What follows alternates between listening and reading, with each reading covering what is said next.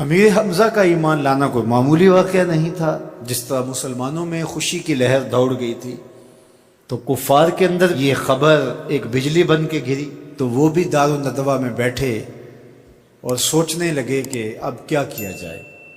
آج ایک حمزہ بن عبد المطلب گئے ہیں، کل کوئی اور چلا جائے گا تو یہ تو طاقتور ہو جائیں گے۔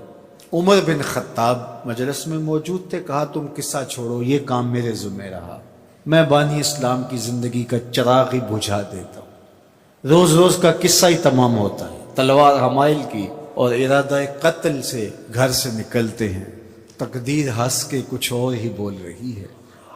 سودا لینے کے لیے بازار گئے، سودا لینے کے لیے بازار گئے، ہاتھ اس کے بکے جس کے خریدار گئے۔ تلوار حمائل کی ہے، بانی اسلام کی زندگی کا چراغ بجھانے کی آرزو ہے، گھر سے نکلتے 22 سال کی عمر ہے، جوانی ہے، بانکپن ہے، چہرے پہ جلال ہے، خطاب کا جری جواں بیٹا ہے۔ راستے میں ایک صاحب ملے، دیکھا اور کہا کہ کیا تیور ہیں اور ارادے کدھر کے ہیں؟ کہا چراغ اسلام بجھانے جا رہا ہوں۔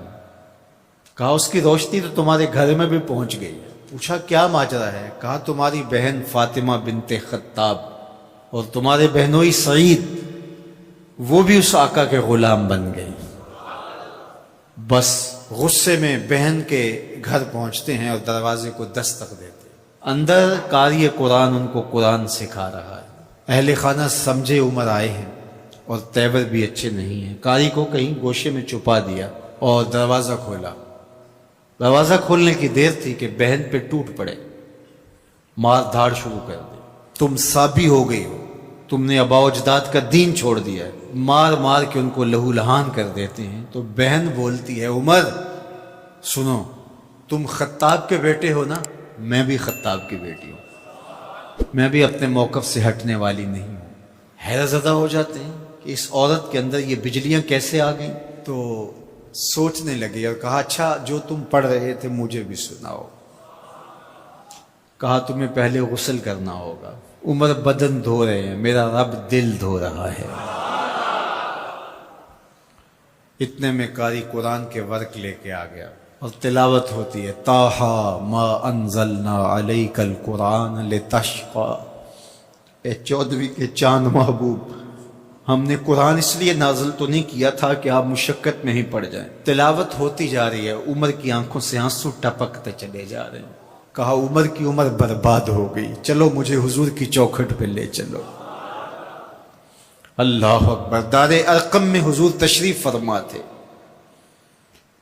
تلوار اس طرح حمائل کی ہوئی ہے اور اسی حالت میں حضور کی دہلیز پہ جا رہے ہیں۔ دروازے کے سوراخوں سے دیکھا صحابہ نے، کہا کہ عمر آ رہے ہیں، تلوار ہے ہاتھ میں۔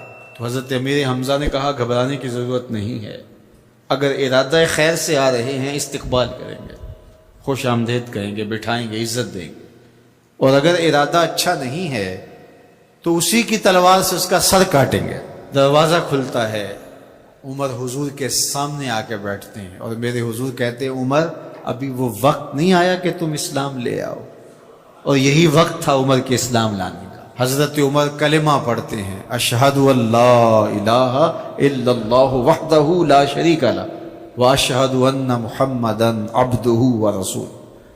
جو ہی عمر کی زبان سے کلمے کی صدا سنتے ہیں صحابہ، اتنے زور سے اللہ اکبر بے ساختگی میں کہتے ہیں مکے کی گلیاں گونج اٹھتی ہیں۔ اللہ اکبر۔ اب ایمان لانے کے بعد جناب عمر حضور سے پوچھتے ہیں کہ حضور ہم حق پہ نہیں ہیں؟ فرمایا ہم حق پہ ہیں، اللہ کا دین سچا نہیں ہے؟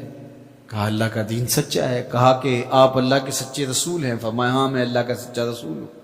تو کہا پھر ہم چھپ کے نمازیں کیوں پڑھیں، ہمیں صحن حرم میں جانا ہوگا۔